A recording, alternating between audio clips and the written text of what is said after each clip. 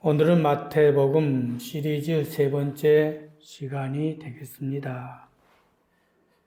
본문은 성탄절만 되면 빠지지 않는 주 메뉴이기 때문에 내용들을 여러분이 다 아시는 줄 압니다. 먼저 본문에 등장하는 인물부터 체크해 보죠. 첫째는 헤롯 왕입니다. 1절에 보시면 헤롯 왕 때에로 시작합니다. 예수께서 유대 베들레헴에서 나심에 동방으로부터 박사들이 예루살렘에 이르러 말하되. 여러분, 헤롯이라고 하는 인물은 헤롯의 1세를 말합니다. 성경에 헤롯이 여러 사람 나오니까 헷갈려요. 이 사람이 이 사람인가? 저 사람이 저 사람인가? 근데 원래 이 헤롯의 1세는 이두메 출신입니다. 정통파가 아니지요. 로마의 정부로부터 첫 분봉왕에 임명된 자입니다. 그런 그가 자신 외에 유대인 왕이라는 말에 왕권을 느낄 수밖에 없지요. 위협을 느끼죠. 그리고 19절에 보시면 2세 이하의 모든 남아를 다 학살하지 않습니까? 그리고 몇 해가 지나서 결국은 죽는다는 것입니다. 그리고 그 아의 아들 아켈로가 이제 왕에 이어받는다. 그 헤롯에 대한 것을 그 정도 아시고 말씀을 쭉 보시면 내용이 됩니다. 두 번째는 동방에서 온 박사들. 유대 베들레헴에서 나심에 동방으로부터 박사들이 예루살렘에 이르러 말하되. 당시 동방이라고 하는 곳은 바벨론 지역이었던 파르티아라고 하는 곳을 말합니다. 그런데 그곳에서 박사들이 왔다는 거예요. 여기에서 박사들이라는 것에 생각해 봅시다. 보통 보면 우리가 박사들 하면 우리 연상에 세 사람을 생각하지 않습니까? 아마 그것은 11절 말씀에 예물을 드린 것이 황금, 유황, 몰약을 드렸기에 한 사람이 하나씩 가져왔다라고 생각해서 세 사람으로 생각할 것 같은데 전혀 그렇지 않습니다. 삶의 정황으로 보면 세 사람이 안전하게 왔을 리는 없지요. 그 먼 거리를 무려 2,500km나 되는 그 먼 거리를 올 때는 세 사람만 올 리가 없을 것입니다. 여기에서 보면 박사들이라는 것에 우리가 깊이 생각할 때에 어떤 성경학자는 그렇게 말합니다. 최소한 20명에서 아마 30명 정도의 숫자일 수도 있다. 그런데 그분들은 학자들이죠. 박사들. 세 번째 인물로 넘어가죠. 대제사장과 서기관들이 나오지요. 이들은 당시 종교 지도자들로 유대교의 전통 사회를 이끌어가는 자로서 성경에 능통한 자들을 말합니다. 그런데 이들이 주인공 당사자인 예수 그리스도를 대하는 태도에 대해서 오늘 본문 내용은 설명하고 있습니다. 근데 오늘 이들의 모습에서 우리들이 과연 어떤 신앙생활을 하고 있는지 우리의 모습을 발견해보는 여러분들이 되시기를 주님의 이름으로 기도합니다. 그래서 오늘은 주님 나심의 증거자들이란 제목으로 함께 은혜 받기 원합니다. 먼저 이들이 주님을 찾는 목적부터 한번 생각해 보죠. 동방에서 온 박사들이 주님을 찾는 목적에 대해서 2절 말씀이 이렇게 말합니다. 유대인의 왕으로 나으신 이가 어디 계시냐? 우리가 동방에서 그의 별을 보고 그에게 경배하러 왔노라. 경배라는 말로 오늘 저자 마태는 이들이 주님을 찾는 목적이 무엇인가 하는 것에 대해 강조하고 있습니다. 메시아로서 오신 주님을 경배하기 위해서 그 먼 거리를 가진 고생하며 오는 이 박사들, 경배라는 말을 2장에서만 수차례 반복합니다. 경배하러 왔노라. 오늘날 우리가 신앙생활을 하지만 교회에 온 목적이 무엇인가? 지금 이 자리에 앉아있는 목적이 무엇인가? 우리가 세상을 사는 목적이 무엇인가? 다시 한번 그 현 주소를 생각해 볼 수 있는 단어인 줄 압니다. 경배하러 왔노라. 진정 오늘 우리에게 신앙생활에 있어서 필요한 자세, 우리의 영적인 자세는 바로 동방 박사들과 같은 마인드, 신앙의 마인드, 이것이 다시 한번 정립되어야 할 줄 믿습니다. 그런데 이들이 누구의 메시지를 듣는 것도 아니에요. 별 하나 보고 왔다. 별을 보고 왔노라고 말씀하고 있습니다. 당시 동방에는 천문학이 발달된 곳이지요. 그래서 이들이 천문학 박사들이라고 많은 사람들이 말합니다. 그렇습니다. 주님을 아는 방법에 대해서 오늘 우리는 천문학을 전공하는 박사들에게 있어서는 별을 통하여 주님을 아는 길이 있다는 것이죠. 주님을 찾는 당시의 증인자들 볼까요? 목자들은 무식쟁이들이었어요. 그런 그들에게 있어서 주님을 찾는 방법은 직접 천사가 주님 나심을 알려주지 않습니까? 또 시므온 같은 분은 기도하는 분이었어요.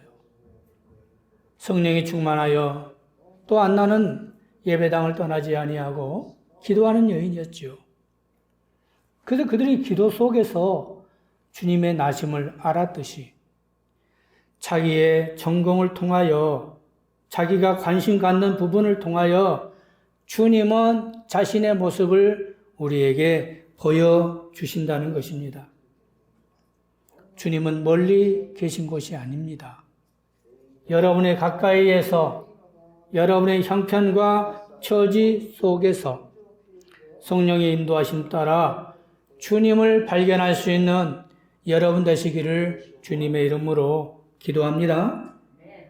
그런데 오늘 이들이 본 별은 주님과 밀접한 관계예요. 하필이면 왜 별일까? 성경에 보시면 민수기 24장 17절에나 계시록 22장 6절에 보시면 오실 메시아에 대한 상징을 별로 말씀했습니다. 그래서 주님이 자신이 새벽별이라고 별이라고 자신을 소개하고 있지 않습니까? 오래전부터 오실 메시아, 그분은 별을 상징하면서 별에서 오실 메시아에 대한 상징을 설명했습니다. 그래서 메시아를 기다리는 자들은 별에 대한 특별한 관심이 많았다는 것이죠. 특히 유대인들은 별에 대한 관심이 컸습니다. 아마 그러하던 것이 시대를 보면 이스라엘 역사를 우리가 흘러가다 보면 바벨론의 메세파사 지역에 발달되었던 동방에서의 천문학의 영향은 아마 다니엘 시대에 전성을 이루지 않았을까라는 생각도 듭니다. 다니엘이 어떤 분인가요? 다니엘서 1장에 보시면 다니엘은 지혜와 총명이 뛰어나 당시 박사와 술객들보다 10배나 더 우등했다고 다니엘에 대한 소개를 하고 있지 않습니까? 그런 다니엘이 오실 메시아에 대한 염원과 그리고 소망과 그리고 메시지를 남기면서 그 영향을 후손들에게, 후배들에게 주었던 것만은 분명한 것 같습니다.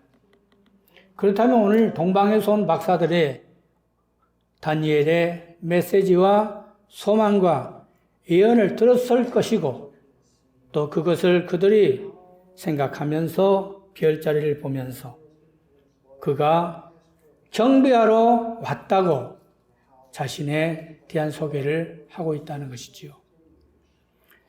자, 그렇기 때문에 동방 박사들이 외친 메시지가 뭘까요? 2절 말씀에 분명하게 말합니다. 유대인의 왕으로 나시니가 어디 계시냐는 질문을 한다는 것이죠. 유대인 왕과 별에 대한 이야기가 동방 박사들의 관심이었어요. 곧 별과 유대인의 왕이라는 거예요.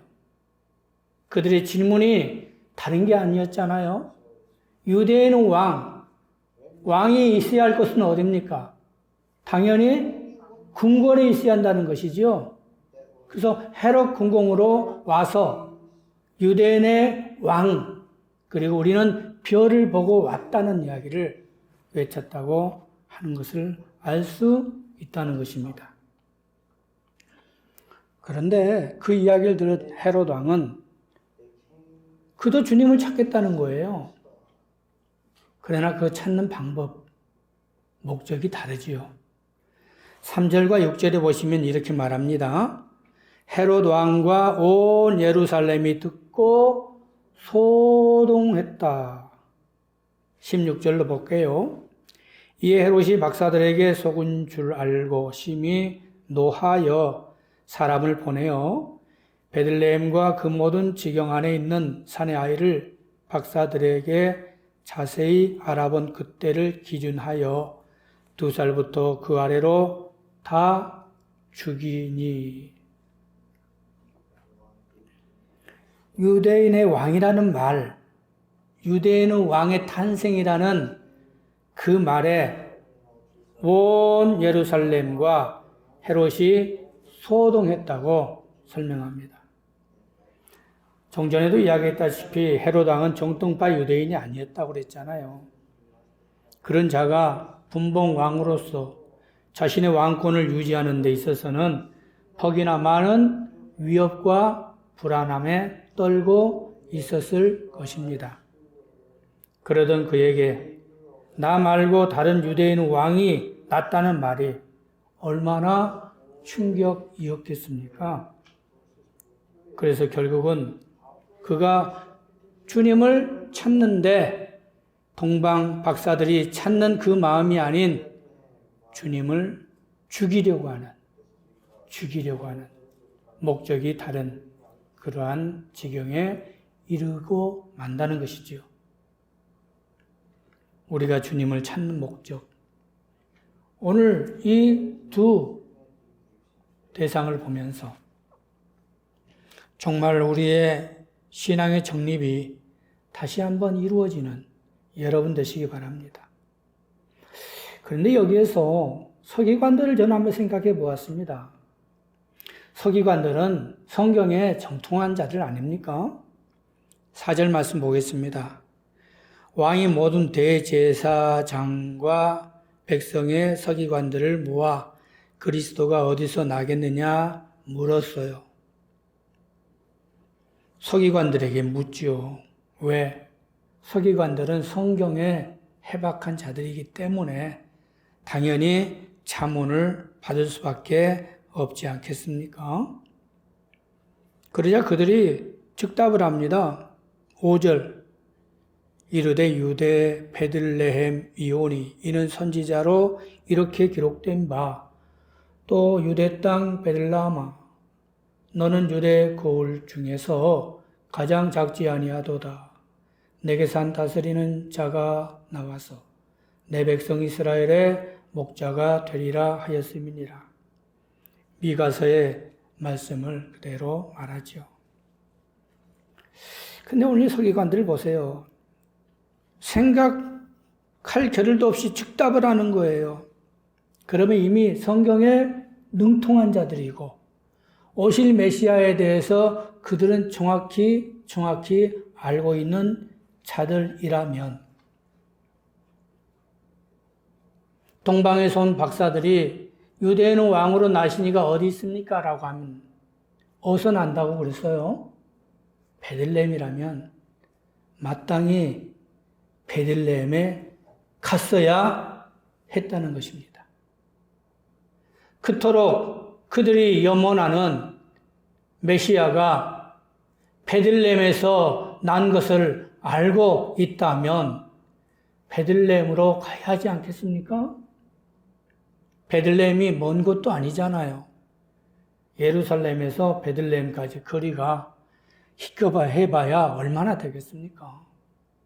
2,500km나 되는 먼 거리에서도 주님께 경배하기 위하여 온 동방 박사들이 있는가 하면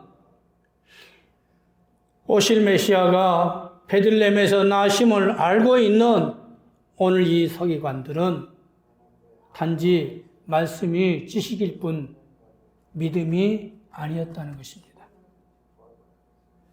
말씀은 지식이 아닙니다. 말씀은 행함과 믿음에서 하나님의 역사가 일어날 줄 믿습니다. 서기관과 대제사장과 같은 신앙생활을 하나님은 원하지 않아요. 하나님이 기뻐하는 것은 정말 동방에서 온 박사들처럼 순수한 믿음, 오실 메시아를 경배하는 그 믿음, 이러한 자세가 있어야 한다는 것을 오늘 마태는 강조하고 있다는 것입니다. 그럼 오늘 본문 말씀의 내용이 이러한 내용인데요. 이러한 내용에서 그럼 마태가 우리에게 주고자 하는 메시지의 결론이 뭘까요? 그것은 다음과 같은 세 가지를 생각해 볼 수 있습니다. 첫 번째, 우리가 주님을 찾는 목적을 이제는 분명히 할 때라는 것입니다. 이 시대에 주님을 생각할 수 있는 시간적인 여유가 너무 많아요. 동서남북을 보아도 팬데믹으로 많은 사람이 죽어간다는 이야기를 듣고 삽니다. 또 세계 정세가 너무 어렵고 힘들고 전쟁과 핍박과 환란 속에 있는 것도 보게 됩니다. 그것뿐입니까? 요즘에는 이상기온 때문에 어떤 곳에서는 홍수로 전체가 다 쓸어내리는가 하면, 태풍이 불어서 그 도시 전체가 없어지는가 하면, 또 어떤 곳에는 폭설이 내려서 마비가 되는 지경에 이르는 모습들을 뉴스상으로 보지 않나요? 이러한 현상들을 바라보면서 과연 오늘 우리가 어떤 마음으로 믿음 생활을 해야 할까? 그리고 이 시대에 하나님이 필요로 하는 자가 어떤 자들일까? 주님을 찾는 목적을 우리는 분명히 해야 할 줄 믿습니다. 주님을 찾는다는 것은 곧 우리가 기쁨 속에 있기 때문에 주님을 찾는 것이며, 주님을 찾을 때 오는 기쁨은 그 기쁨이 충만하다는 것입니다. 먼 거리를 주님을 찾기 위해 온 동방 박사들이 잠시 별을 잊어버립니다. 그런데요, 9절에서 10절 보십시오. 이렇게 말하지 않습니까? 박사들이 왕의 말을 듣고 갈새 동방에서 보던 그 별이 문득 앞서 인도하여 가다가 악이 있는 곳 위에 머물러 서 있었다고 그랬어요. 그들이 별자리를 쭉 보고 오다가 별자리를 잃어버리는 순간 당연히 유대인은 왕이라면 궁궐에 있겠다고 생각하고 갔지만 찾지 못했지요. 그리고 허탈한 심정으로 그들이 궁궐 밖에 나왔을 때에 갑자기 문득 인도하던 그 별이 다시 그들 위에 머물러 설 때에, 자, 그때의 그 감동에 대한 이야기를 10절에 다 같이 읽어봅시다. 이렇게 말하죠. 시작. 그들이 별을 보고 매우 크게 기뻐하고 기뻐하더라. 영어 성경으로 보니까 최상급. 별을 보고 매우 크게 기뻐하고 기뻐하더라. 여러분, 우리가 세상에 살면서 여러분 삶에 참 기쁨이 어디 있습니까?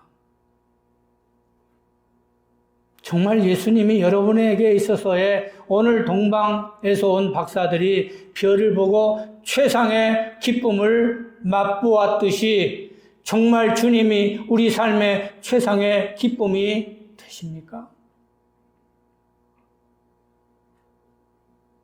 정말 주님이 내 마음속에 별을 보고 매우 크게 기뻐하고 기뻐한 것처럼 주 예수보다 귀한 것 없습니다. 찬송하면서 정말 여러분 마음속에 주님이 최상의 기쁨이 되시냐는 거예요.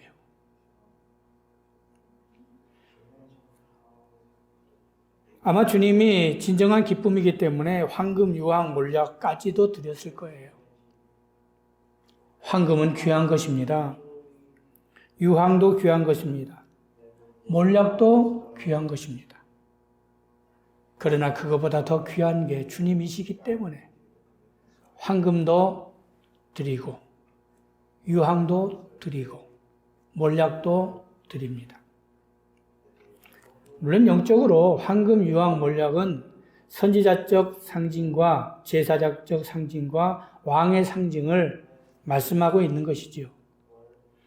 오실 메시아가 바로 왕 같은 제사장, 선지자로서의 그 속성을 말씀하기에 오늘 황금, 유황, 몰약을 통하여 주님의 그 속성을 우리에게 설명하고 있습니다만은, 그러나 이거보다 더 귀한 게 주님 그 자체이기 때문에 그들이 별을 보고 크게 기뻐하고 매우 크게 기뻐하고 기뻐하였던 것처럼 여러분 마음 중심에 여러분의 삶에 주님이 최상의 기쁨이 되는 삶이 되기를 주님의 이름으로 기도합니다.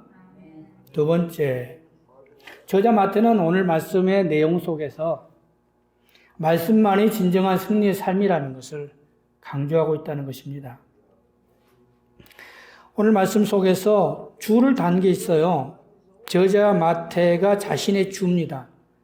12절 말씀에 보시면 지시하심에 따라 15절 말씀하신 바 이루려 하심이라. 17절 말씀하신 바 이루어졌느니라. 23절 선지자로 하신 말씀에 이루려 함이라. 여러분 여기 보시면요, 이루어졌다고 하는 말씀과 이루려 하는 말씀과 과거, 현재, 미래에 대한 말씀으로 각각 말씀이 달리 표현되고 있음을 자세히 보십시오. 오늘 이 말씀은요, 세 분의 선지자의 글이 나오죠. 첫째는 호세아 11장 1절의 말씀이죠. 그리고 두 번째는 에레미야 31장 15절 말씀이죠. 세 번째는 사사기 13장 5절의 말씀입니다. 우리가 이 말씀들은 다 아시는 말씀이지요. 그런데 오늘 여기에 보면요, 이 말씀에서 이루려 하심이라, 이루어졌느니라. 자, 여기서 말씀에서 보세요. 오늘 이루어졌다면 먼저 전제가 무엇가 되어야 합니까? 이루려 하심이라는 말씀이 전제가 되어야 하는 것이죠. 이미 선지자들이 예언한 말씀을 이루려 한다면 거기에 무엇가 있어야 한다는 거예요? 말씀대로 행하는 누군가의 결단이 있어야만이 이루어졌느니라는 거예요. 언더스탠드 되시나요? 다시 말하면 요셉 한 사람의 믿음의 결단이 없었다면 말씀이 이루어지지 않습니다. 오늘 이 말씀을 자세히 보세요. 예언된 말씀에 대한 것을 저자는 그렇게 설명하고 있어요. 한 사람을 포커스로 삼고 있어요.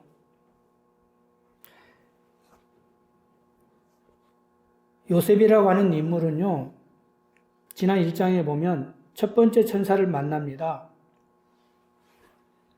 그 다음에 생각해 보세요.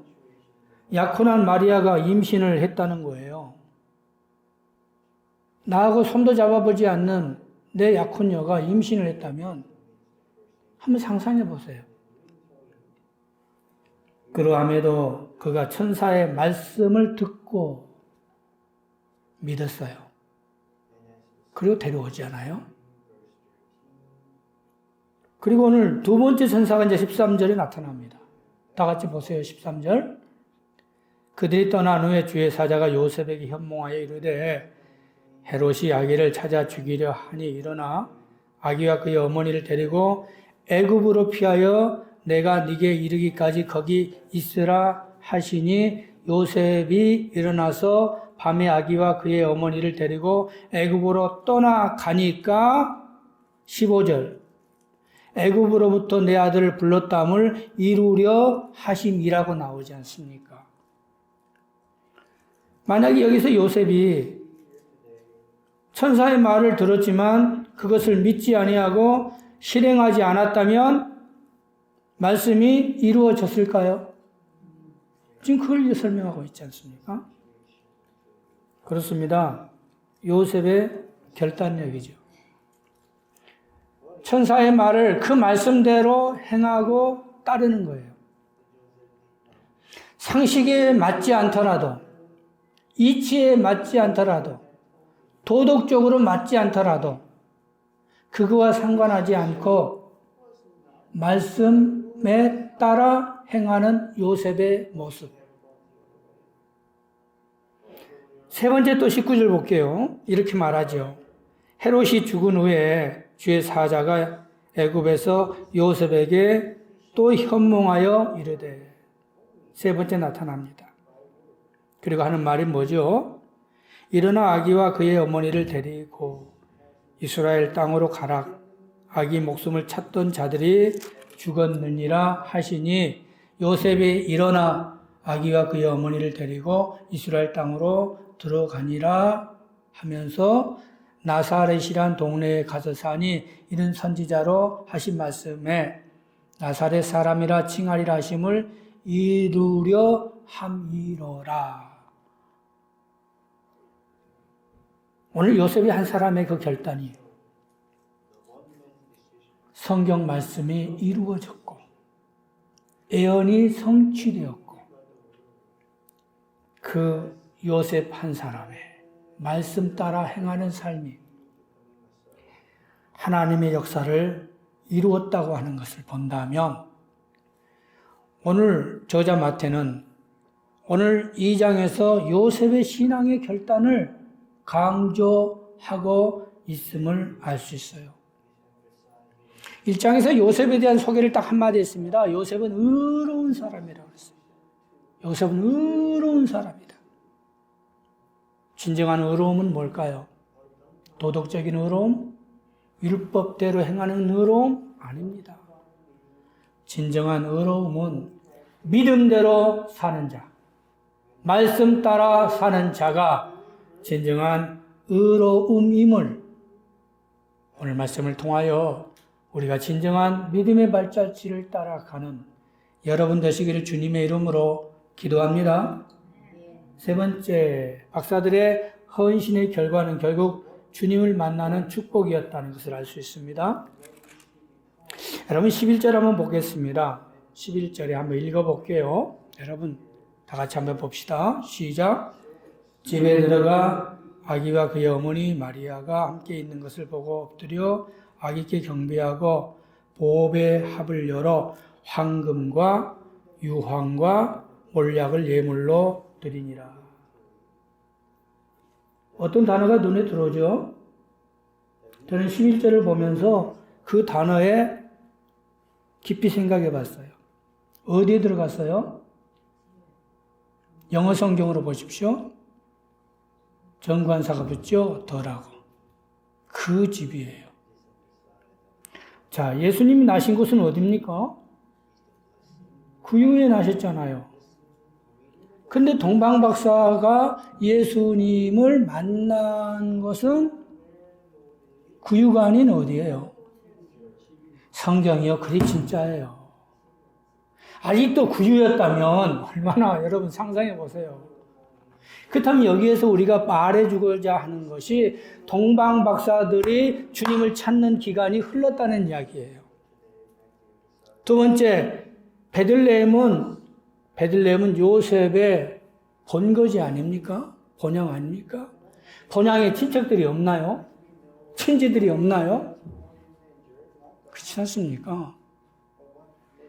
그렇다면 오늘 여기에 그 집도라는 정관사를 통해서 그렇구나.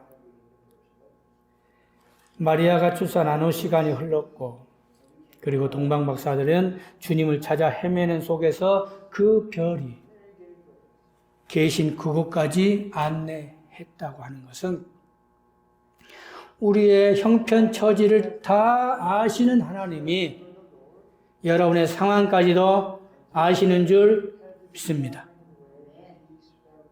그 집, 그곳까지, 주소까지도 아시고 장소까지도 아시는 주님.